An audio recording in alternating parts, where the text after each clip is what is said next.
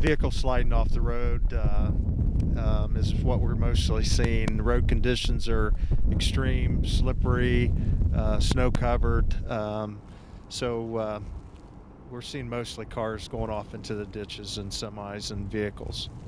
Any injuries?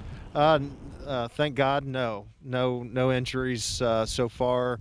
Most people are driving fairly slow. Most of them are just sliding off the roadway and coming to rest, like this vehicle here in the field. Busy day for you? Yeah.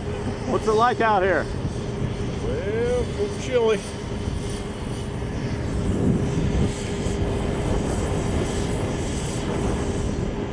I was coming down this road here, coming from Marion, and I couldn't see anything on the road, no lines or anything.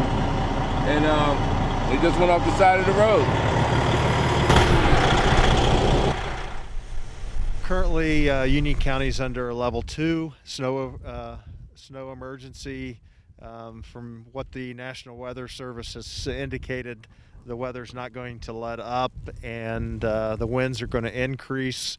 And we'll just evaluate it each hour as the day goes on to determine whether we need to increase or decrease the level.